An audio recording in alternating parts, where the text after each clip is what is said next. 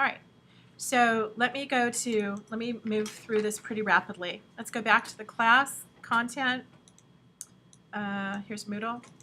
Let's look at Chapter 2 assignment, which is what I'll introduce now. We click on the link for Chapter 2 assignment to locate it. You always download your score sheet so you know what you need to do. Here's your score sheet and how things get graded. Let me minimize it. You read Chapter 2, it says, pay close attention to the production sequence at the end of the chapter. Apply these skills to the assigned chapter work. Production sequence is the way you work. Complete all of the assignments and you will submit 2B and 2F and they should be perfect. So you get 100%. And read all of this, which I read the other day to you. And then here, how to get to Cengage Brain. You can just, it's not an active link. You could just copy this. I'm going to make a new web page here. I'm going to paste the address here. It takes me to Cengage Brain. I'm going to type Rydberg, who's the author of the book, InDesign CS6. It'll come up here. It doesn't move as fast as I talk. We're going to access it. Come on. Oh, I don't want to do that. I just want to go there.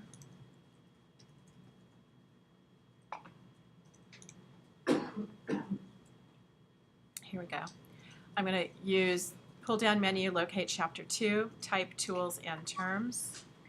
I click to download the artwork and resources folder, which is a zipped file, which will load right now into my downloads folder. See, it's downloading, and I go to the student handout, which will tell me what the heck to do, and I download the PDF file, which will open because I've set it up to open in Acrobat Professional. Macintosh's launch preview, which will read an Acrobat file, which will read a PDF file, but I recommend you get accustomed to working with Acrobat Professional. So these are super valuable. These tell you shortcuts for Mac and Windows, and if you really want to become an adept user of InDesign, personally, this is what I would do. I would cut this little thing out, I'd print it, cut it out, and I'd tape it to my monitor. So I'd start to teach myself smart keys. And you'll know which ones you start to use the most. That'll help you. There's new terminology in here, and when you're a graphic artist, you talk graphic talk. You talk designer talk. Layouts, typefaces, baseline, point size. Knowing the terms is important. And then it defines all the projects right here. Here's Type Personality Assignment 1, which they provide you with these files. And all you do is, I think you don't even have to type the type, I'm not sure, or there's a text box, you type the type and set it. That's it. The graphic is already there for you, and then save the file. This document right here is assignment 2B, and it's actually challenging. And there's lots of little holes to fall into. So let me blow this up super big so you can get the hang of it. So what it tells you is, in the upper corner here, it's going to provide you with this layout, and it's going to tell you the type. Remember when we had the conversation about speccing type with my artboards, and I wrote those fractions about 12/10? Do you guys remember that? It was like day 2 of the class. So that means your font is myriad bold condensed, and your point size of your type, the typed letters, is 12-point type. And who remembers what is underneath? The leading. Perfect terminology. The leading. That's the space from this line Verona to that line Persis. Perfect. Okay. So what you have to do with this assignment, let me zoom out a little, is you have to make sure to set this up exactly how it looks. They tell you the fonts. Notice the type size changes here. Here is Roman bold type. Here is italic type, much bigger. Notice it's consistent here, and notice it's different here. These are things you have to notice. They don't put a big flashing arrow when you're working on it. This is stuff that your eyes are going to have to catch. And John and I have stared at these so many times that we can almost not look at them and know if something's wrong. That's just how many times we can spot it. So you need to train your eye to get very meticulous about it. So let me just introduce this. So we've now downloaded the artwork and resources folder. The way I like to work when I do these assignments is I like to set this up. Whoops, let me come back to it. I'm trying to minimize my screen here. I like to set the assignment up beside me as I work in my InDesign document. So I would put it over here, for example, and probably make it a little bit bigger so I can see it. All right? And then what I'm going to do is go to my downloads folder right here, and this mouse, and it comes as a zipped file, all the resources. And I double click on it, which will unzip it. Here's my artwork and resources folder. The assignment that we're working on here is called type markup folder, and in it they give you an InDesign document, the fonts they used, and that's it. They didn't give you the linked graphics, so your graphics are always going to look like they're missing, and that's the way they gave you the file. So I open the file and notice that right here in the upper corner it tells me where to put my name. I think you get 10 points for it. So I just start by doing that, right? That makes it easy. Then, because I've now opened it successfully and I found it, I'm going to save it immediately. I save my files immediately because then all I have to do is just hit the save button. So I'm just putting my cursor in front of the name of the file and putting TORF and an underscore because I don't think spaces are good in a name. And I'm going to save it. So now when I save my file, I just hit Command S for save, and I can work on it. Now, they made this so easy on you. What they did is they placed your graphics here, right here, and it's already typeset. So nobody's going to have typos. So that's a non-issue unless you decide to type it yourself. So right here, I'm going to look at it, and I'm going to say, what did they ask me to do? Well, let's blow this up so you can at least see it. So they said first line is Myriad Pro Bold Condensed, 12-point type on 10-point leading. So I come to my type tool in InDesign. I can either click and drag, or I can triple click or double click and highlight the whole line to change my font. I go to the little character, the A, character formatting controls, and let me close that so you can see it. And it wants Myriad Pro Bold Condensed. The first hole all of you fall into is that you forget the word condensed. That's a different font than Myriad Pro Bold. So I go up here to Myriad Pro. I'm going to find Bold Condensed, and I see it there. All of you should have it. It should have come with your software, so it should be no problem. If you don't have the font for some reason, find something as close as possible. And if it's not condensed, you're going to have trouble with your line lengths. So find a condensed font, but you should have it. And the type was 10, no, it was 12, right? On 10-point leading. That's it. Did that. Now I'm going to look at my next line. Next line, Minion, different font. Minion Pro Regular 9/11. So highlight that line, go up here. I can type the word Minion, and it popped in there. Did you see how as I typed it, it popped up? So here's Minion. Minion Pro Regular, so not condensed. Minion Pro Regular, there I am. 9-point type on 10-point leading. 9-point type, 10-point leading. Double click, type, 10-point leading. See it move up a little? Okay, next line. Pick the smaller font and highlight the whole line in the smaller one, just so it doesn't overflow your text box and confuse you. Myriad Pro Bold Condensed, 8-point type on 19-point leading. So highlight the whole thing. Myriad Pro, yeah, is that what it said? Bold, condensed, 8-point type, 19-point leading, which is no pull down.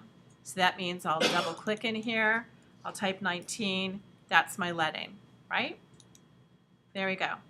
And I've done a lot, so I hit Command S, save, or File, save. Now I've saved it. Then I notice here that this is bigger. Just observe your pages. Make them look exactly like the book's examples. That's your job. Don't get fancy. Don't say, oh, I think it would be so pretty if I made it purple like the purse. Don't do it. You'll get knocked down for it. All right? So highlight 65% off, because that's what's bigger. What is it supposed to be? Minion Pro, bold italic, 19 on 19. So it's highlighted. Minion Pro, I'll just type it, Minion Pro, bold italic. Let me see, there we go. Minion Pro, bold italic at the bottom. 19-point type on 19-point leading. There's no pull down for 19, so there's 19.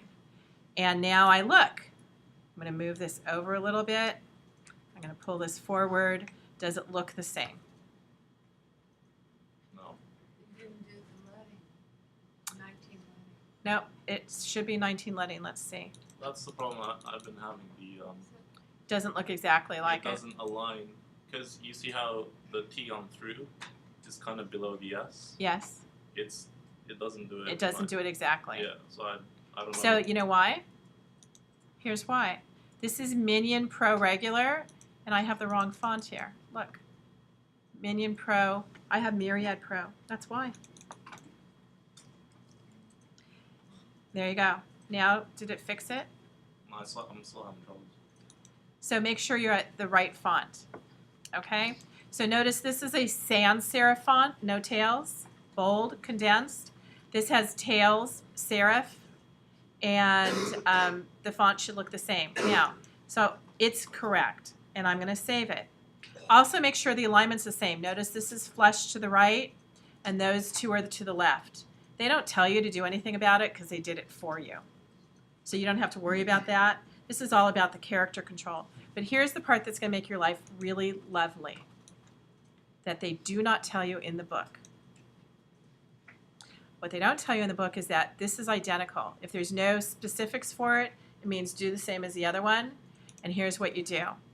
So notice bold on the top line, bold condensed, serif fonts here, same setup with the pricing. So if I triple click this line, I go to my eyedrop tool, I click there, I got the same thing. If I go to my type tool here, I highlight these two lines, I go to my eyedrop tool, I drop that, same thing. I know. I see Susan's like, oh, that is so great. That is so wonderful. You just saved me hours, Vicki. Okay, and then I highlight that entire line by triple clicking on it, go back to my eyedrop tool, take the smaller one, not the bigger one. Select that line. Notice how I pushed it down to the bottom. Now I take 75% off and go to the eyedrop and go to here, eyedrop that.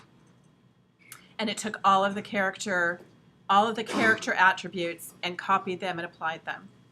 Okay? I'm going to save my file, Command S. Now I go to the next one and I go back to my PDF file here and I slide on over. And it's just so different. So, okay, what do they want from me here? Well, they want the word free, Minion Pro, 19 on 10. Okay. Then they want these two words, gift wrapping, Myriad Pro. Trust me, you're never going to design so strangely like this, but they just want you to get used to it. So I'm going to make the whole line Myriad Pro condensed, 12 on 10. So what did I just say? Go to my type tool, triple click, Myriad Pro condensed, bold condensed, Myriad Pro bold condensed, there. And what did I say? 12-point type, 10-point leading. There we go. And then the word free is Minion Pro 19 on 10. So let's come back, highlight the word free, click and drag. It was 19 point type. It was 19 leading. Was it? No, 10 point leading.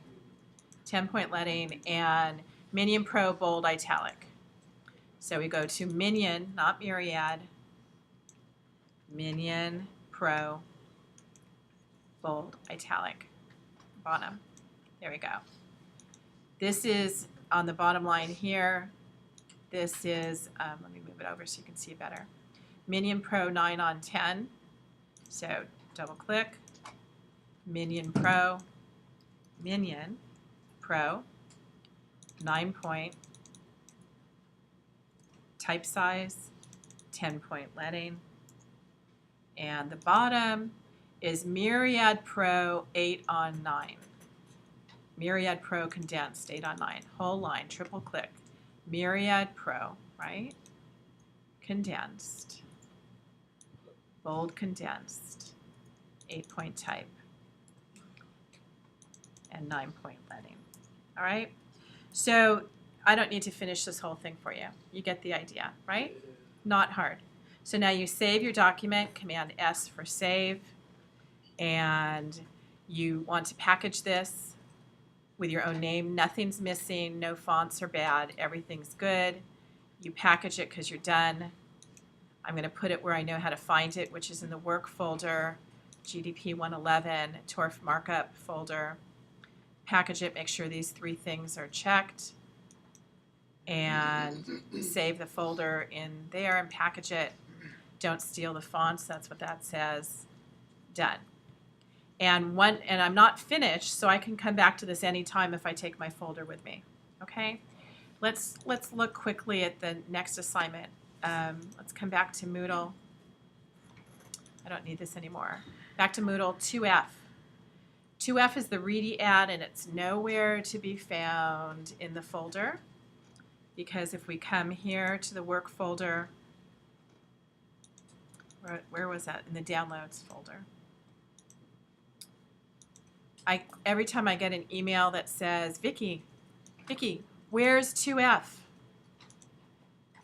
There's no 2F. That's right, there's no 2F. There's no 2F folder. What you have to do is you have to go back to your student handout, which is this right here. Let's view it. And we'll scroll down. And you're going to do all of these assignments for practice, because there's going to be things that they build on. They're not hard. They're not. They're skills that are built on. All the files, all the hard work's done for you. You just need to follow it. This one is, let me just show you, this one's super fast. This one's very cool and something that you need to know. This talks about probably one of the dumbest names for a tool in InDesign that's not intuitive, and I don't know why they put it where they do, but you need to know it, which is called text frame options.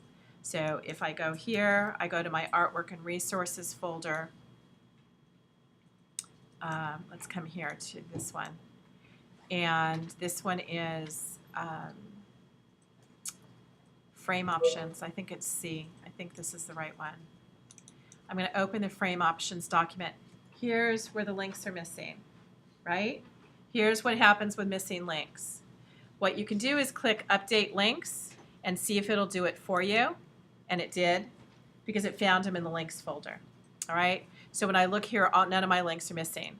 Let me tell you what this assignment asks you to do. It's very simple, but you need to practice it. And I can't even emphasize how important it is. Notice when you look at this, the type box is yellow, the headline is red, and the type sits in the box. Does the type touch the frame of the box? No. Does the type sit at the top of the box? Almost. Almost. Doesn't touch it, but it's in the upper part of the box. Okay. Is the type flush left and ragged right? Yes. Okay. If you look here, let's observe it. This one here, you don't even need to see what it says. You can just visually see the aesthetic of it, right? Notice that the type here sits near the top of the box but doesn't touch the frame. It's inset. And the text is all flush left, ragged right. Here the text sits in the middle of the box, doesn't touch the frame. All the text is flush left, ragged right. You with me? This one, the text sits and expands to the top to the bottom of the box, doesn't touch the frame, and the text is still flush left, ragged right. Following me, everybody? This one is in 2 columns, right? So what you do here is this. You open the document that they supply you with, and for text frame options, you need your selection tool. You activate the text box. You go to Object, Text Frame Options. You'll end up doing this forever. Command B. It gives you all these choices. It says, oh, do you want to inset the text so it doesn't touch your frame? And you say yes. And look what happens if I click Preview. Look what happened to my text. See it? Doesn't touch the frame anymore. Okay, finish that one. Okay, done. Go to the next one. What does the next one do? The next one was, I think, vertically. I don't need to look. And you don't have to say between each one. Yeah, I can. I don't have to. Because if your computer crashes, you'll wish you had. Okay? But I go to the next one. I go to Object, Text Frame Options. This one, I am going to vertically change the alignment in the box. Top is the default. Now I'm going to center my text. See what happened? Here's top. Here's center. Moved it down, centered in the box. Do I want it to touch the frame? No. Inset. Notice the chain link is set, so it overrides everything. Done. Okay. Next one down here. I think that one spaced it all out, correct? Object, text frame options. See, these don't take very long, especially when you know what the heck you're doing, right? And I'm going to inset my text. That's 1/8 of an inch. And this one justifies it, which spans the entire box and ignores whatever you told the leading to be. Whoop. Spread it all out. And the last one, what did it do? Put it on the bottom, maybe? We'll guess. You get the idea. Text frame options, what does it do? Columns. Good, thank you. Okay, so we inset it. Check this out. Column. 2 columns, 3 columns, 4 columns, 5 columns. Oops, doesn't fit anymore. Right? That's it, 2 columns. Okay, done. Save, Command S. We're going to go to Save As. Whoops. And if you do these things, submit them. Even though I asked for 2, I want to see them all. If you do it, if you put that time in, you want to like show it. You want to wave it under my nose. Look at what I did. I did all the work. So save the document. All right. Next one is the Readiad, and we're at 10 o'clock, you guys. I see it. Okay? Let me just point out the Readiad. You don't need that either. Don't save. Okay, the Readiad is right here. Readiad is down here. This one's about learning how to color boxes, fill and stroke. That's all it is. Change the fills, change the strokes. All the artwork's there for you. And it's kind of cool. It talks about Pantone colors and spot colors. This one I love. This one's time consuming, but if you want to be a designer, you're going to learn a ton doing this one. I would not skip that fall leaf one, okay? And then down here, because you're going to change, again, fill, stroke. And it tells you the colors. And they provide the colors for this assignment in the swatch panel. The colors are given to you. So learning your swatch panel is really important. I would do that one. For the Readiad, follow the steps for it. First, everybody asks me, it says, set your workspace, tells you what size document to make, and then it says, measure the ad shown at the right. How do you do that? Are you going to answer for me? I just wanted to explain Please. There is a template, please. Located at, johnlemon.info down in the Class A's. So you can place your finished work after you figured out how to measure it and do all these things, and compare it to the finished piece before you hand it in. okay. Also, that hideous Anna's ad is also there. Oh, yeah, the hideous Hannah's ad is also there. Okay, so how do you measure this box? There's a couple ways to do it. One is in InDesign, in Photoshop, in Acrobat Professional, in Illustrator, Command R. You see that? It's a ruler.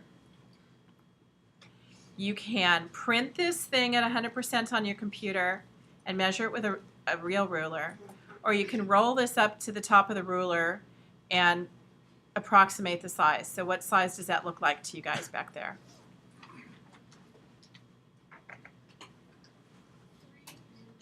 3 inches by, let me make it narrower so I can slide it over, by about how tall? 2 inches. Okay, there you are. Right? Not so hard. Command R.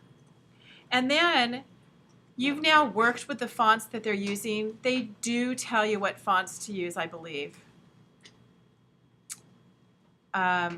But they're probably the same fonts that we just worked with. And what you need to do is pay attention. They're all serif fonts. Some are bold, some are italic, some are small caps. All of the instructions you'll find are pretty much in there. But what you need to do is make it look exactly like it is. I called attention to that the other day, right? All right. I think you'll do fine. I think you'll do really well. I would do all the assignments in this chapter. Most of them go super fast. Do them so you get the hang of it. It'll really help you. There are so many knockoff fonts on the internet now that you actually can do all of these assignments in the proper font if you do a little research. Okay. There you Even though go. They're not Yeah. in your InDesign. Yeah, well, they should be in your InDesign. No, they're not all there. They're not? No. Oh, okay. InDesign comes with something called open type fonts. And I thought, but obviously I'm wrong, I thought all the fonts were there, so you have access to them. So any questions before I set you free to upload your work? Yes? Is the quiz on chapter 1 and 2? Oh, thank you for bringing that up. I truly appreciate that. Really, really excellent question by, what's your name? Rebecca. On the homepage, don't forget this, the quiz. There are quizzes, and I never will remember to remind you. I just don't. But click on the quiz, and you need pop-up windows, and the quiz will be available Monday the 11th. If you want me to make it available sooner, I can. You want it sooner? Yes. Yes? Okay, I'll do it. I'll make it available right this minute when I stop the recording. So you can take it. Let me review for you if you might have missed the first days. Quizzes. They're open book. You take them anytime during the opportunity that the window is open. They're multiple choice. You click on it, make sure you've clicked on it, and you've saved all your answers. And then you submit the quiz. It'll give you your score immediately. I'm not sure if you can retake the quiz immediately or if you have to wait a certain amount of time, but you can retake the quiz, and it will populate into my grade book the highest score for your quiz. So there's no reason you shouldn't get 100%. I mean, right? There's no reason. You get to take it, find out what you got wrong. I think it tells you what you got wrong, so you can find the right answer. So you should be very successful with those. Those are giveaway grades also. They really are. They're giveaway grades. So do those. They'll also keep you on track. Any other questions?